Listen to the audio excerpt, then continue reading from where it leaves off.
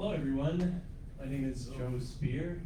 I'm the managing editor of the Free Press, and we welcome you to another Free Press knowledge and lecture series that we started last fall. But we're in a new location today, as you know, and we thank the Blue Earth County Historical Society for this space.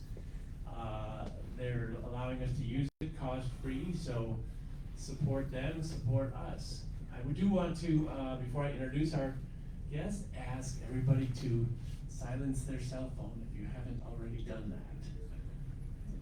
Awesome. We're like a highly polished movie theater here. And I want to thank our sponsor for this series, who is the Minnesota Valley Federal Credit Union.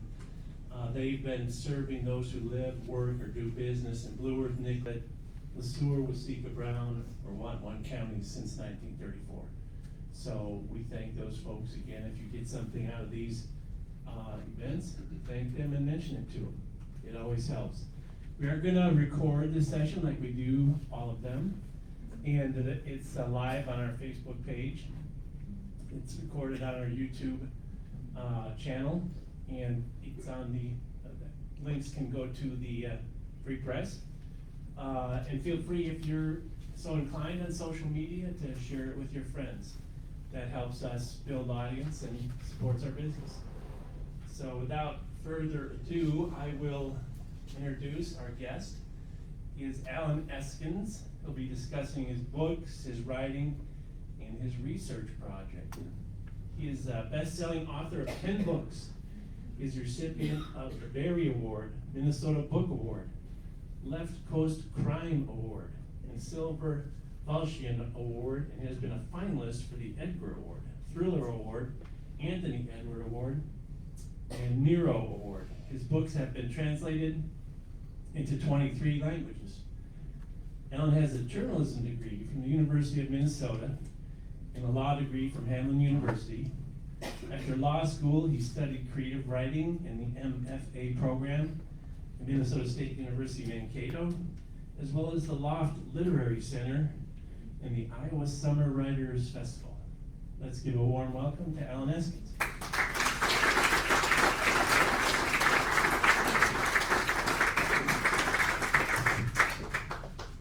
Hi. I gotta tell you, on such a beautiful day, it's wonderful to see your shiny faces here. I'm Allen Eskens. I'm an author. And I want to start with a bit of a confession. Can you hear me okay in the back? Yep. My confession is this. I'm a writer, a novelist, author of 10 books, and I don't like to read. And it may be better said that I struggle with reading. And I've struggled with reading from my earliest grade school. I have very few memories of first grade, but a few stick out. One is the very first day of first grade. I was so excited to be in first grade. And about mid-morning, my teacher, Sister Ronald Marie, said, "Okay, kids, stand up, line up, boys in one row, girls in another. We're going to go to the laboratory." And I'm thinking, chemistry, already, first day chemistry. And I was so psyched. I get in line behind all these other little boys, and I'm thinking beakers and test tubes and flames, and we walk out of the door and walk to a boys' room, a restroom. I'd never heard the word lavatory before. I was confused. Another memory I have from first grade was when Ricky Clarkson took my ball at recess. I was bouncing it against the wall, just by myself, minding my own business, and he walks up, he takes it and says, "Watch this," and he kicks it up on top of the second-story flat roof of the school. Now, I was miffed that he took my ball and did that, but at the same time, I was impressed, because that was a good kick. The third thing I remember is reading aloud. We were to take turns, stand up, get the little Dick and Jane readers out, and read aloud. And I'm listening to the other children read, and then when it's my turn, I read so terribly slowly. I had no idea how slow I was compared to the other kids until that day. I was the second slowest reader in my class, and it terrified me. I thought that I wasn't going to make it to the next grade because I wasn't a good reader. And when I got into high school, I still wasn't a good reader. When they would give me a book to read, I had a method. Let's say they gave me To Kill a Mockingbird. Read chapters 13 through 17 for Tuesday, for Monday. I'd go home, I'd read chapter 13 until I found a good question to ask. When I formulated that good question, I would close my book and I would stop reading. Class on Monday, we'd start talking about chapter 13. I'd raise my hand, I'd ask my intelligent question, and the teacher would leave me alone for the rest of the day. And that's how I read almost all my books in high school. There were only three that I can recall reading from cover to cover. Where the Red Fern Grows, The Good Earth, and The Outsiders. Now, The Outsiders and Where the Red Fern Grows, I associated with those characters. Once I started reading, I thought, I'm Pony Boy, I'm like this kid. So I did read those, but all the other books, I just read a little bit and asked my good questions.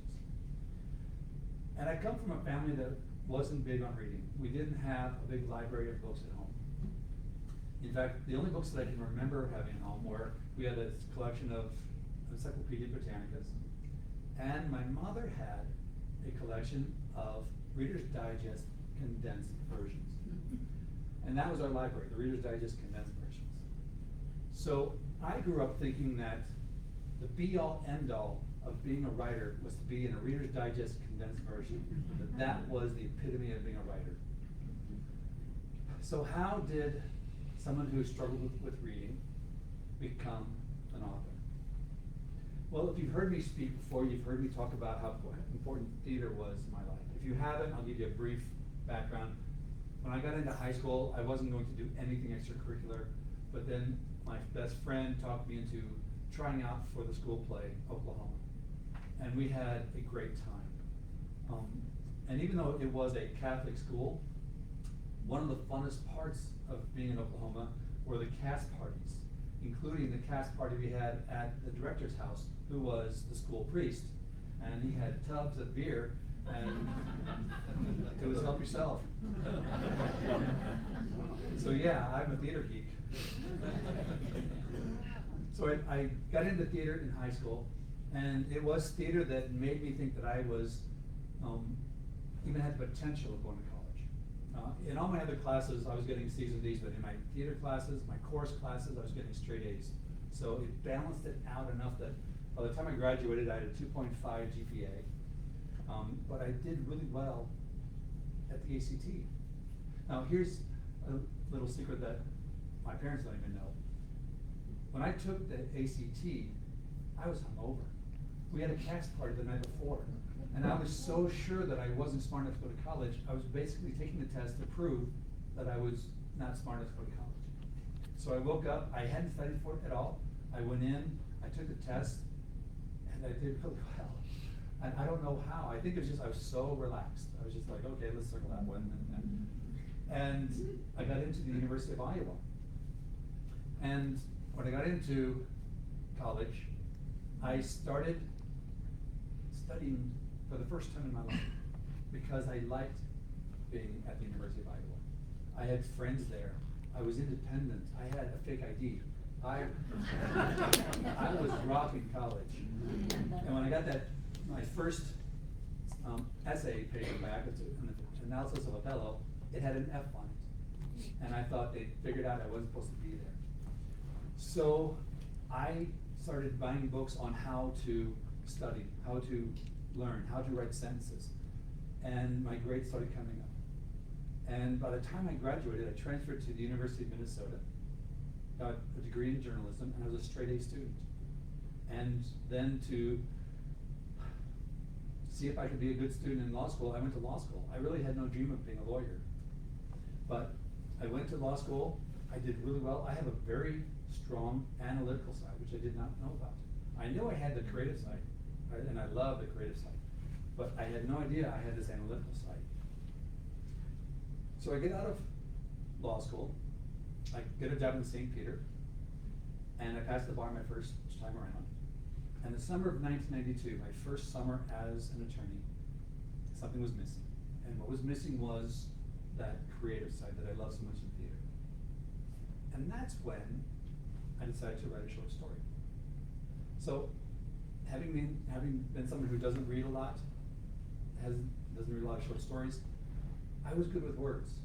I had a journalism degree. I was second in my class for legal writing. I have an international award from the Jessup International Moot Court Competition for a brief me and my team wrote.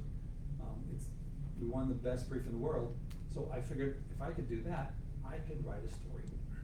So I sat down and wrote about a 15-year-old boy growing up in Missouri. And when I finished that short story, I didn't know if it was any good because I'm not a big reader, and I took no creative writing classes. So I bought some books. Now, one of the first books I bought was a book by John Gardner.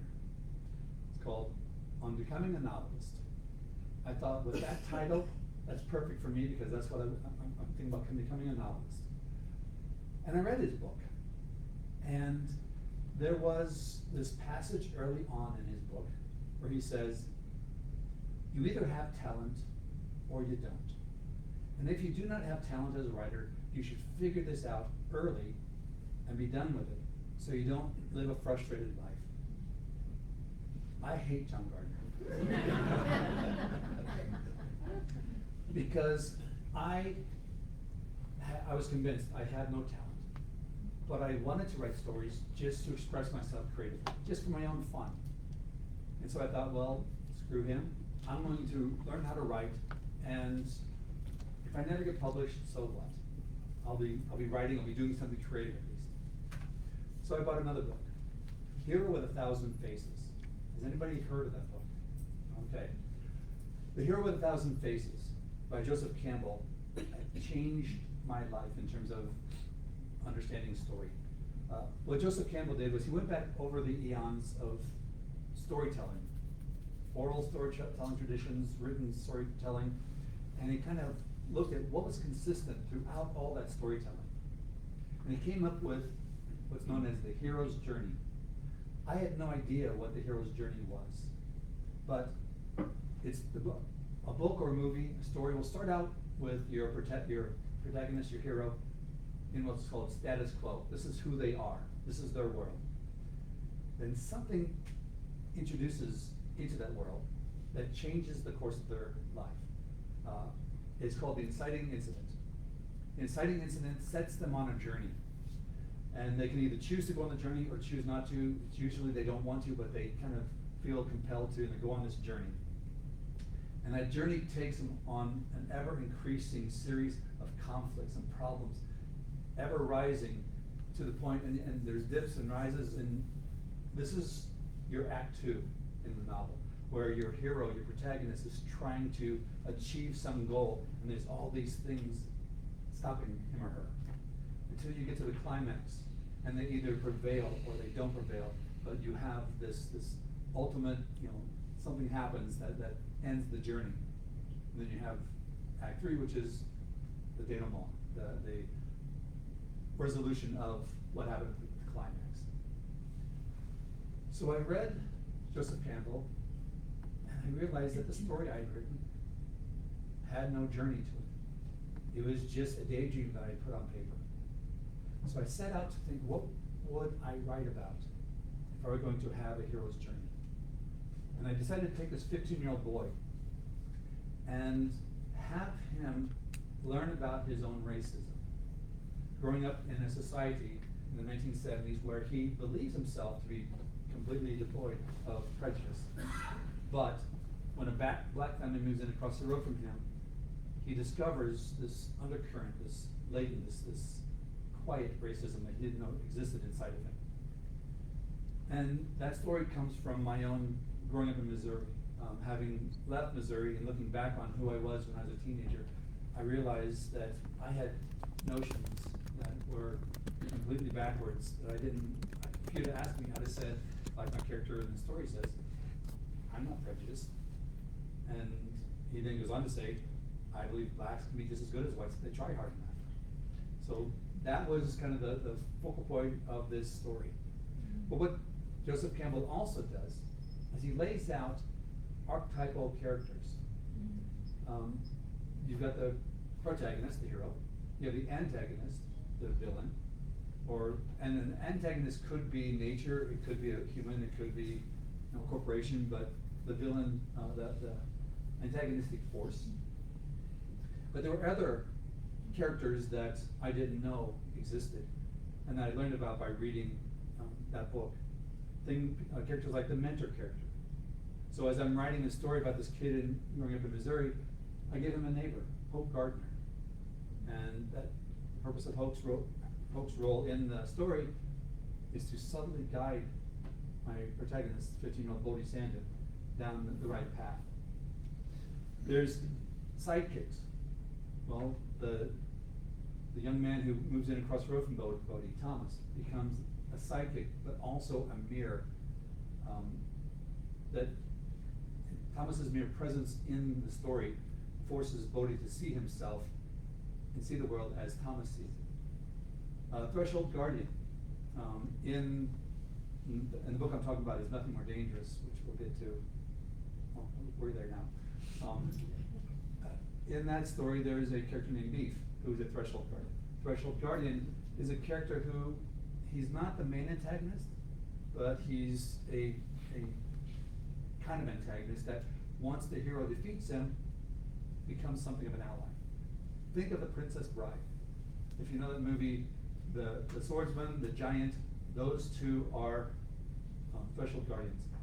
The hero has to beat them, and when he beats them, they become his allies. And as I'm studying and learning on over 20 years, I'm learning all this stuff. I'm watching this story grow, and I'm realizing that if you understand the rules, then you can step away and change the rules around. So in my second novel, which became my first my debut published novel, Life We're Buried, that Threshold Guardian was a snowstorm. My hero runs into this snowstorm, into this blizzard, because he's being chased by people who want to kill him. And once he gets into the blizzard, he finds a hunting shack, and the blizzard protects him from these people. So the Threshold Guardian is actually nature at that point. So over that 20 years, I started reading lots of books, but I started taking classes. The Iowa Summer Writers Festival would have weekend classes down in Iowa City, or week-long classes.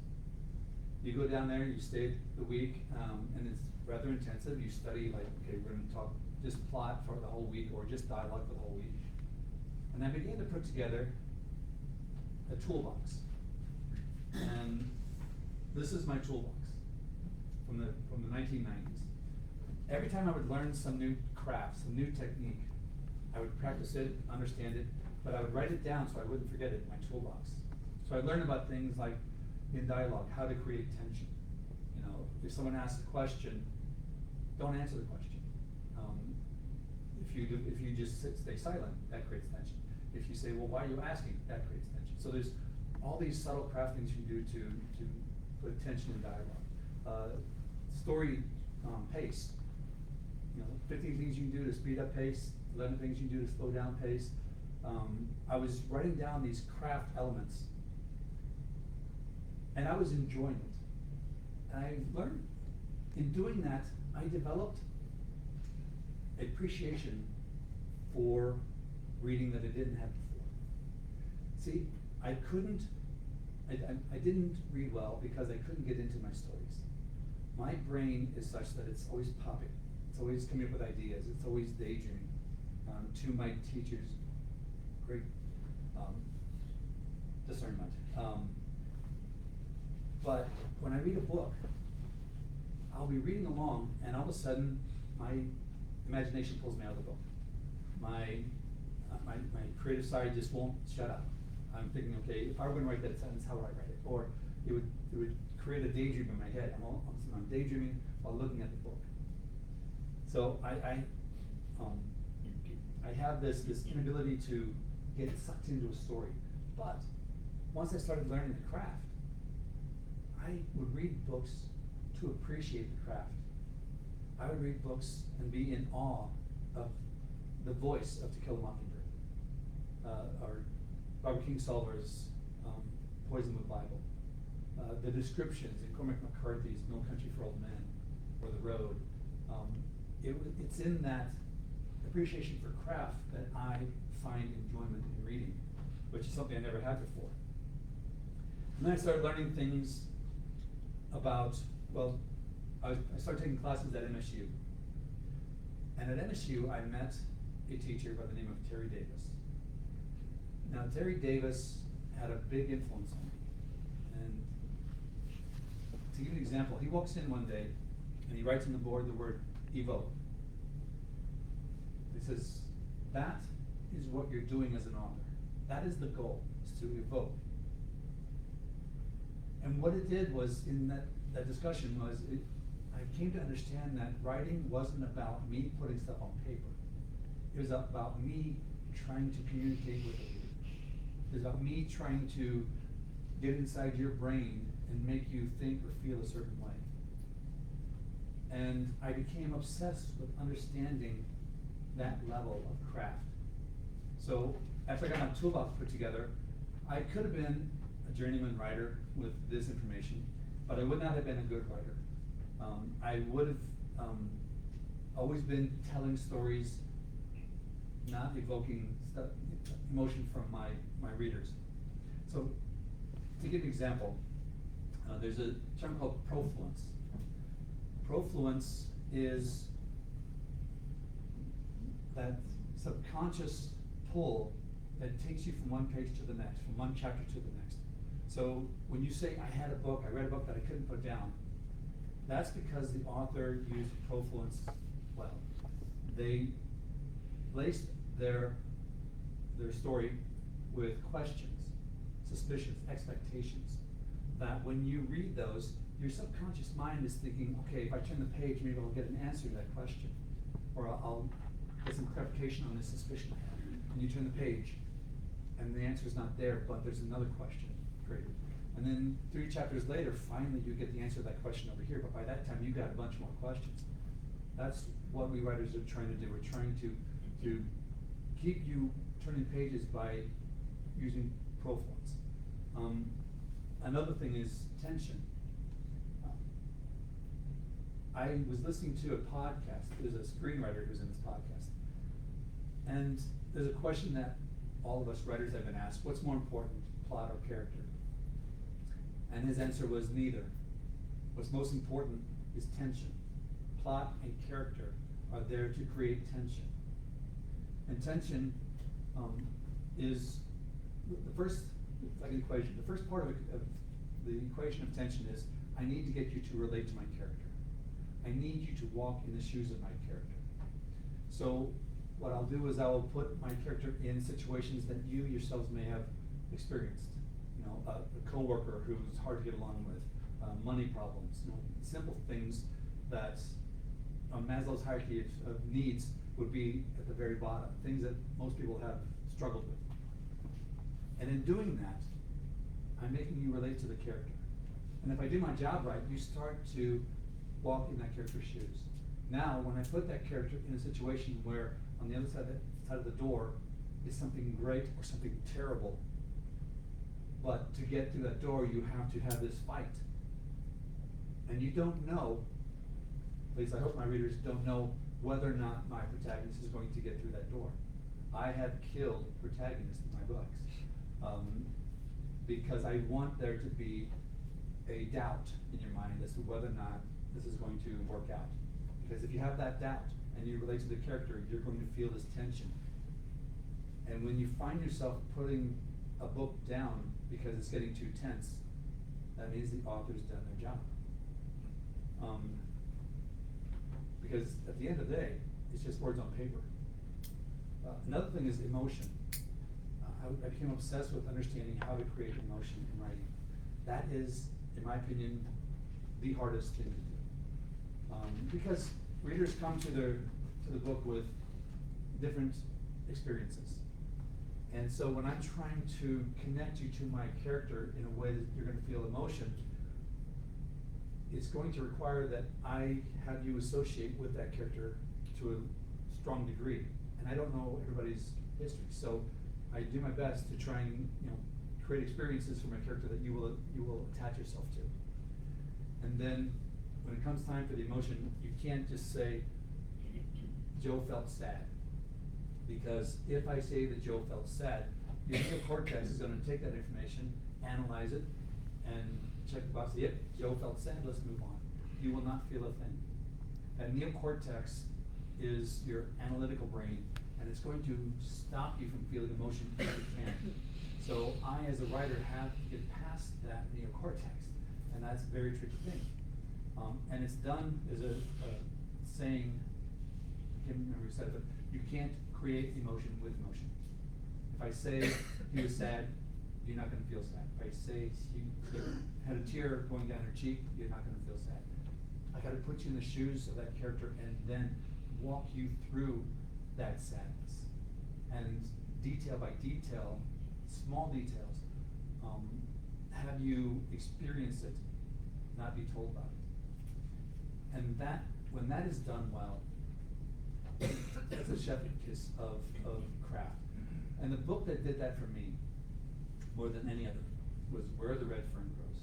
So how many people have read Where the Red Fern Grows? Okay, there's a place in that book, I will not say where, because I don't want to spoil anything, but there's a place in that book where I bawled. I read it, I was probably 13, 14 years old, I bawled. Because I grew up in Missouri, in the Ozarks, I had dogs. I was in this kid's skin when this story was happening. And I finished that book, and I was angry because it made me cry. And I thought, I'm gonna read it again, just to prove that I can read it without crying. And I'm reading it the second time. I know what's coming. And I'm turning pages, I'm saying, it's just words on paper, it's ink, it's not real. Bawled again. Could not stop. And that's the beauty of the craft. If you can make someone cry, or make them feel joyous, or make them feel emotion, that's the height of a compliment. I have had people send me emails and DMs and say, I'm writing this with tears flowing down my cheeks, I just finished this book or that book. And it just melts me. It's like, that makes being a writer so wonderful. It is really the epitome of being a writer. So the first story that I worked on it for 20 years, but it was my learning novel. I was trying to understand the craft. And after 20 years, it wasn't ready. And it wasn't ready because every time I learned some new craft or technique, I'd go to that story and I would add it. And it became piecemeal in terms of the craft of storytelling. And so after 20 years, I put it aside, and I had an idea for a mystery. I wasn't a mystery fan, because the mystery books that I'd read focused primarily on solving a crime. And that's all neocortex. And here I am, I'm wanting to get to your limbic system, I want to get to your primal emotional side. So I had an idea, and because I didn't read a lot, I don't know if I was, I was just thinking, what if I did this? I wrote 2 plot lines. Plot line 1 was the mystery, the intellectual twists and turns about a young college student going to a nursing home, interviewing a man who's dying of cancer, who was in prison for 30 years for murder. Finished that outline. Then I stepped back and said, now what's this story really about? What's the emotional core of this novel?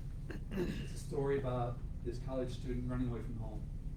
He's running away from his responsibility for his younger autistic brother.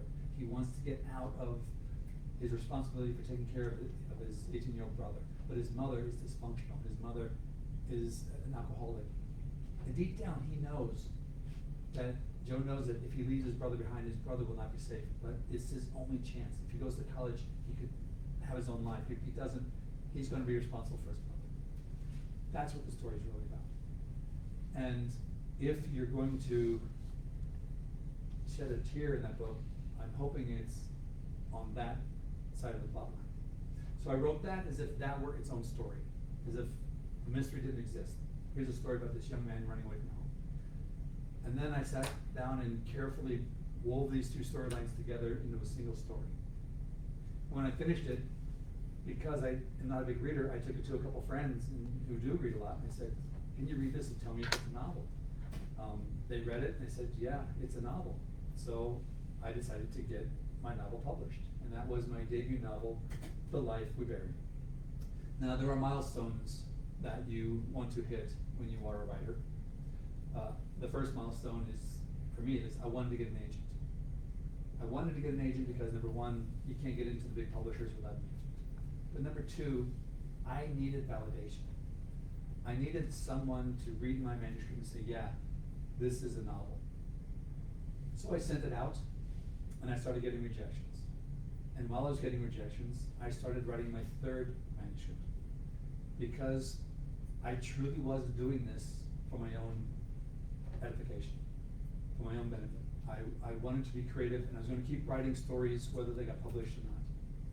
And about the time that I finished the outline for my third manuscript, my second, The Life We Buried, which was rejected by 150 agents, got an agent. And we did a revision, sent it out to some publishers, 8 publishers. Within 3 weeks, we had 2 offers of publication. And now I'm going to be a published author. And when Life We Bury hit store shelves, it came out to just wonderful reviews, a lot of buzz. It was nominated for 7 different awards, including the Edgar Award, that's the Academy Award for Mystery Writers. You know, this novel, I wasn't even sure was a novel, was a finalist for the best debut mystery novel of that year. Another milestone that we all want to reach is we all want to be bestsellers. For me, I didn't ever dream I was going to be a bestseller. This was kind of a bucket list thing. You know, I want to get published, let's see if we can do it. 16 months after The Life We Bury came out, it became a bestseller. And I had an event that night in the Twin Cities at a bookstore. And I was going to get to tell the crowd that I was a best-selling author. And I've been doing events for 11 years now, and that was the first and only time that no one showed up.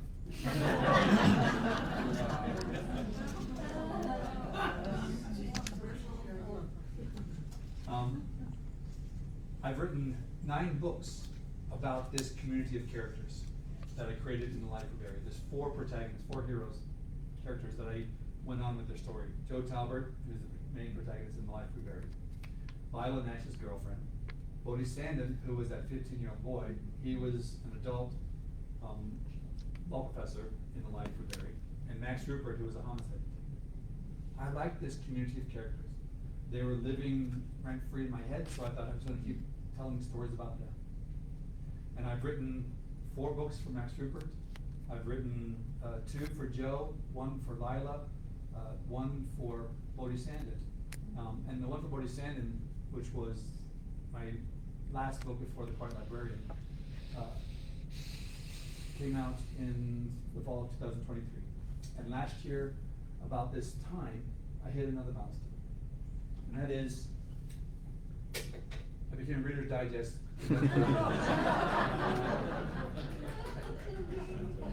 So I have made it. There have been some unexpected milestones along the way. I will sometimes just Google the title of my book to see what's out there. And for The Life We Bury, because it hit running and became such a huge success, there's a lot of things that happened with that book. For example, there was a band out of Athens, Georgia, that named themselves The Life We Bury. And I thought, how sweet. They named themselves after my novel. And so I went to their website to listen to their music, and I wish I could say I was a fan. There's rock and roll, there's heavy metal, there's grunge metal, there's death metal, and then there's this band. It was just like taking nuts and bolts and throwing down a garbage disposal and turning it on. But God bless them, they named themselves after my book.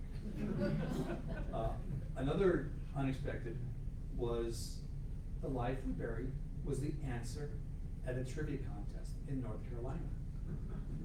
I've never been the answer to a trivia contest before. And I know this because somebody who was at that trivia night at a bar blogged about it. And she wrote, the very first question of the night was, who wrote The Life We Bury? And then she wrote, who the hell knows who Allen Eskens is? But I was a trivia question. Another thing that surprised me is how many people will try to make money off of your work. For example, The Life We Bury was hidden hard and heavy when I published my second book, The Guise of Another, my first Max Rupert novel. And my publisher brought me to New York City for this big event called Book Expo, where I sat and I signed a bunch of ARCs, advanced reading copies, because the book hadn't come out yet. And before I got on the plane to fly back to Minnesota, there were like 10 of those for sale on eBay. So they were selling signed copies of my book. They were making money off my book before I was. There were 7 study guides created for The Life We Bury. Now, a study guide is, they are assuming that the book will be taught in schools someplace, and so they create a study guide so that the kids can cheat and they will buy the study guide. And I went online and looked at one of these study guides. And in the first few pages, they had some information. They had the question, who was Joe Talbert's girlfriend? And then they have 4 options. And none of them was right. Her name is Lila, and the closest they had was Lisa. So, yeah, I don't put much faith in those study guides. But The Life We Bury did make it into schools. It was actually a surprise to me. There was a group of teachers on the East Coast that named it one of the top 10 books for adolescent boys who say they don't like to read. I thought that was wonderful. And teachers would use it because boys in particular would start reading it and keep reading it. And I think that's because I write for people like me, for people who are easily pulled out of a story. So I try and keep things moving. I don't put too much description in. It is taught in colleges, community colleges primarily, but in a lot of colleges, but it's taught in community colleges for classes for people who don't read well. Now, I find that fascinating and ironic that I wrote a book, a guy who doesn't read well wrote a book that is now being taught to people who don't read well. Yeah.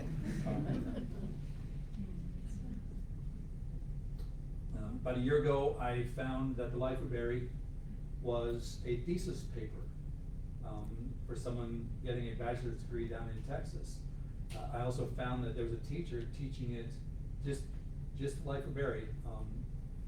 That was the whole class, was The Life We Bury. And I'm so honored by this stuff happening. I mean, I truly can't believe it. I've been very lucky. So after writing 9 books about a community of characters, a couple years ago I had an idea for a standalone. And the idea came to me when I was getting ready for a book event at a library. I was watching a movie called The Reader. And in that movie, there was this woman who was a middle-aged post-World War Germany citizen who, you saw her a certain way for the most of the movie, but then about a third of the way into the movie, you learn a secret about her, and it changes how you see her. And I was fascinated with that idea, so I thought about writing a book about a woman with a secret. And that became my 10th novel, The Quiet Librarian. My protagonist, Hannah, is a 47-year-old librarian in Farmington, Minnesota. But what no one knows about her is that she grew up and came of age in the war in Bosnia in the 1990s. And when the war found her and her family on their little mountain out in the middle of nowhere, it thrust her into the war. She became a militia fighter and soldier and a fierce fighter. She became a legend. And because of her exploits, she had to flee the country with a bounty on her head. And now she's been living here quietly, hiding here under a different name. And the book begins with her best friend, who's also a refugee from that war, being found murdered. And Hannah, believes that her past has come to find her. So that is my most recent novel. It is a true standalone. I don't know that I'll ever write another book about Hannah, because this one is an intense book, and when I finished writing it, I had to take some time off. So I've been writing like screenplays and stuff like that for the past year, but I haven't been working on a novel until the Quiet Librarian came out in February. Then I started outlining my next novel. But it was an intense book to write, and it's heart-wrenching but also heartwarming, and if you have a chance to read it, I hope you do. So I have been prattling on for 45 minutes now. I'm going to open this up for Q&A and answer your questions. So I invite your questions, and nobody can leave until somebody asks them. Thanks, Alan. I am going to let people ask questions into the microphone so we get it on the recordings. Okay. Any questions? Yeah. So you said you're starting on your next one. Yes. So is it about one of the characters we've seen before? Yes. So the next book, I'm still outlining it, but I'm almost done with the outline. I outline with a big sketchbook, and I'll take notes, turn the page, take more notes, and so somewhere in this sketchbook is the outline. It's not compiled yet. So there's like the section on this character, section on that character, but it will be about Nikki Vang. Nikki Vang is, or was, Max Rupert's partner when he was a detective. She appears as a secondary character in The Heavens May Fall, Deep Descending, for Satan Country, and then she's a point of view character in The Stolen Hours, but she's not the main protagonist. So this will be her first story as a protagonist. I'm really excited. I need to be excited to write a book, and that's why I had to take a year off, because after writing The Quiet Librarian, I just needed to reset. But I'm really excited to be back at the writing table, which is really a recliner in my basement. But I'm excited to be back at work. Other questions? Well, people are thinking of their question. Okay. Alan, I've talked to you in person before, and I'm always intrigued about how your experience as an attorney and a lawyer kind of informs some of your writing. Can you go into that a little bit? I sure can. So when I was studying writing and learning the craft, I really had no desire to be a mystery writer. But I was a criminal defense attorney, and I knew that world. And I would read other books where people were writing about that world and getting it wrong, and it would frustrate me, but I needed deeper themes. I needed stronger character relationships and emotion. And then I read Dennis Lehane's Mystic River. And Mystic River is considered one of the best mysteries ever written. That if you break it down and look at just the mystery part of it, it's not that complex. The importance of that story is the relationships. It's about these three boys. Something happens to them when they're, I think, 11 years old. And then when they're adults, that thing that happened to them dictates how they relate to one another. And when I saw that, I thought, okay, you can write mysteries and have these be stories about people with the vehicle being the mystery. And so that's when I decided to write The Life We Bury.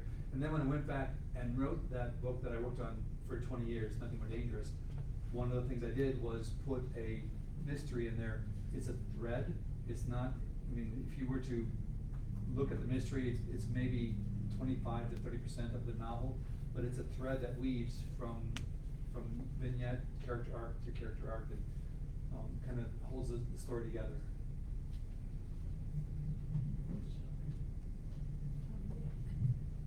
Ken, I have two questions. Sure. And the first one is kind of used up. Yours is, how did you make it through law school if you didn't like to read? Was that Study law and guides. all that kind of stuff? And my second question is, are you gonna have any movies? Are your books spaghetti movies? Okay, first question is, yes, I would buy textbooks that were highlighted, and I would read the highlights. And in law school especially, they have really good study guides. So you could almost go to law school without ever reading the textbook. Your first day in law school, there's this big auditorium, and they get you all gathered together as first years, and one of the professors gets up and says, don't use study guides, you will not get the education you deserve. And I'm like, I'm using study guides. I won't get through this otherwise. And so, yeah, I graduated with an excellent resume, but, I figured out in undergrad how to teach, not the right word, how to learn the way I learn, but I have to read a lot. The second question is, I hope something gets made into a movie. There's always emails, interest. One of the screenplays I wrote was, another screenwriter and I last fall wrote the screenplay for The Life We Buried. Gave it to our agents. It may happen, it may not, but it would be nice, just as like a bucket list thing. But I have no control over it, and I just keep my fingers crossed. If you've read The Quiet Librarian, I can't see how that's not gonna be a movie someday. That is just made for either a movie or a limited series. Good question. Do you, Oh, wait. in saving Emma, there's an implication there, about electrotherapy, ECT. Like, you know, once that starts, his brain is gone. And, I'm a psychiatrist, and. Oh, yeah. And, you know, there were times that, some cases where we used electrotherapy and it's very effective. But, you know, that kind of disturbed me, and so but it was essential to the story, I think, that once it got started, something was gonna give way. But I just wonder what your thoughts were about that. Well, I had that same question because, when I was an attorney, I did a lot of work in the mental illness field. And I know that ECT is really accepted and really something that can help people. But then again, there are the minority of cases where it can have a bad effect. So rather than, the first thing I did was I did contact a psychiatrist and said, is this possible? Is this effect, this downside possible? Yes, it is possible. And then I found stories of people saying, here's what happened to me. So I saw the bad stories. So rather than approach it by saying ECT in general is bad, I put in there a specific instance where my character saw a friend of his go through ECT, and it was one of those bad experiences. And so that informed him on how he felt about ECT, even though it is widely popular and accepted in the community. So, Other we have one over here. questions? Ready? Do you get to critique other authors before they're published? Or don't you have an interest in that? I don't critique other authors. So before you get a publisher, I would do what I did, get into a writer's group. So I would go to the Loft Literary Center, take a class, Fiction 101. And I would sit there and look at the class and say, okay, by the end of the class, who do I think is better than me as a writer? And then I would approach them and say, would you like to be in a writer's group? That's a good critique group. If you have good, people that you trust, that you think are good writers, that's a good critique group. Once you are published, now my agent, who was an editor for a magazine, she's really good, knows her stuff, and my editor are professionals. And I don't rely upon anybody's word except for theirs and my wife. So the only three people who read my work before it gets published is my editor, my agent, and my wife. That's my critique group now. And because I have that, I don't belong to a writer's group anymore, but get into a writer's group, and get feedback through them. I did that for years. And like I said, I didn't really get into this to get published. I was doing it because I wanted to be a better writer. And getting those groups, meeting with them, it was fun. They were, they became friends of mine, and it was, it elevated my work.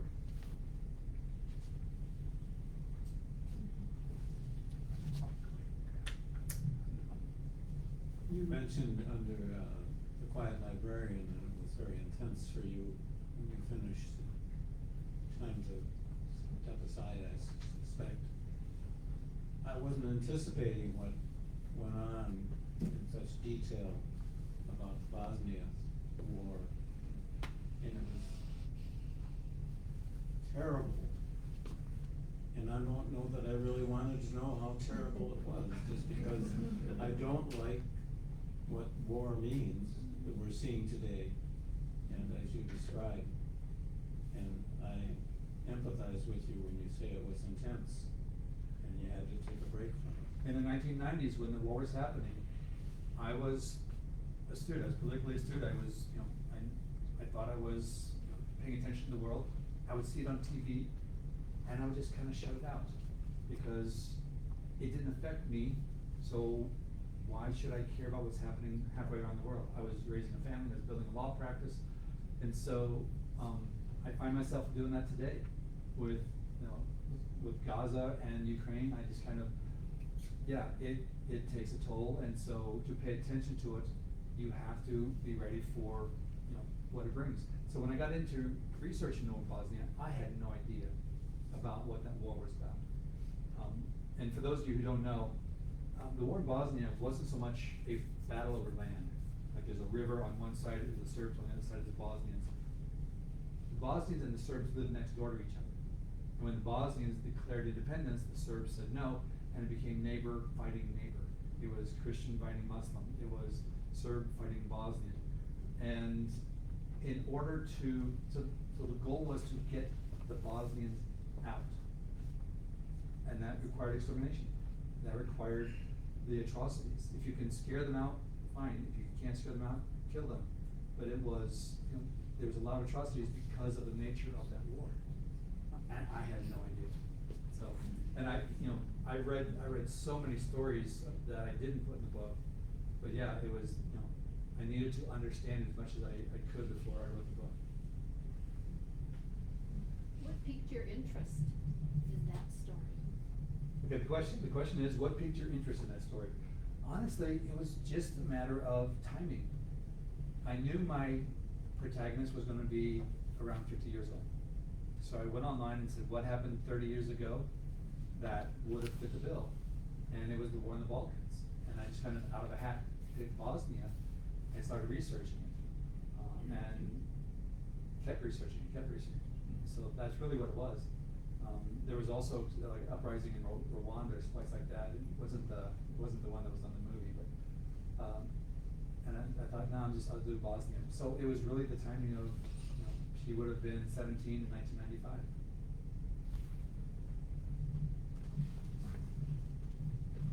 I know you're extremely busy, but do you still go to individuals' homes, like for book clubs? I don't. You don't? No, I do Zooms, but I don't do the driving thing anymore. Other questions? Just a moment.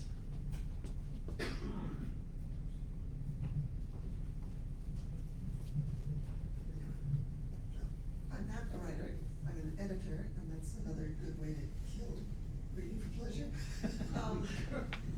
But as I listened to your lecture, I confess that I've never thought of Joseph Campbell's Hero with 1,000 Faces as a writing tutorial, but it's a great thought for me to go home with.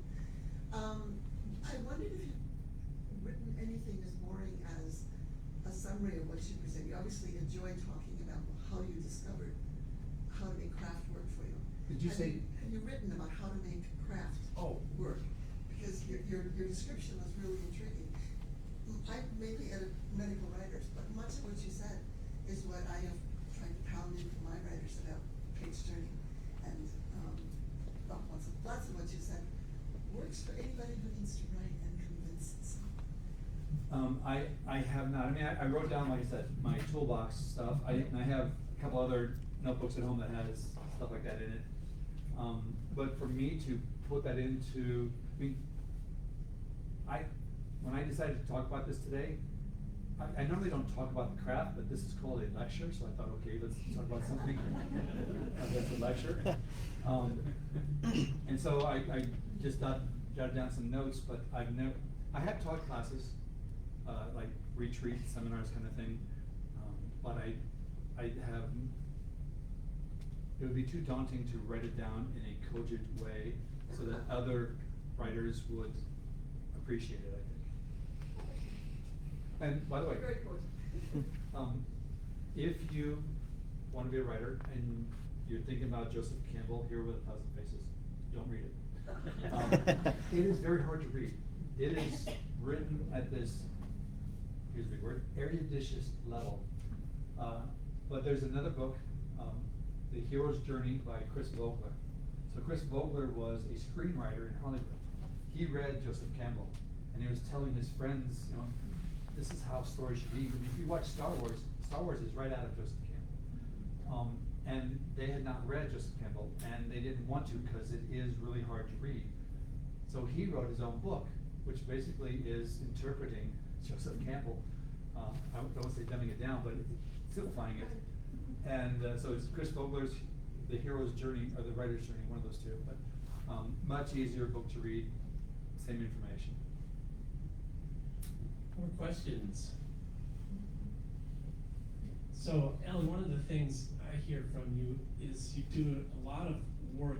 Being a writer looks like a lot of work, and it looks like a lot of discipline and study. And so, do you do it every day, or do you get sick of it, or how does your process work in terms of just being able to stay at it? There is a lot of study.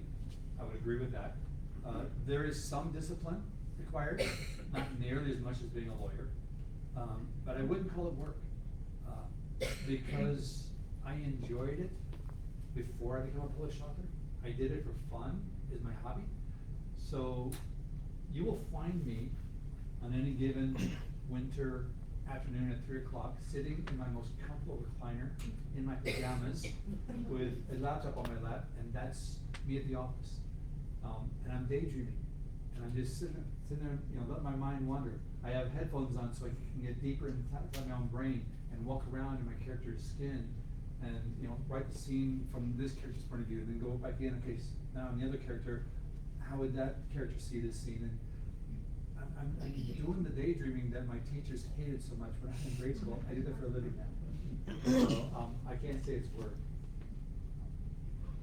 Okay, any last questions? Well, All folks, right, I thank you for, let's give you a Thank you. Thank you so much. Steve Davis, our publisher, would like to say a few words.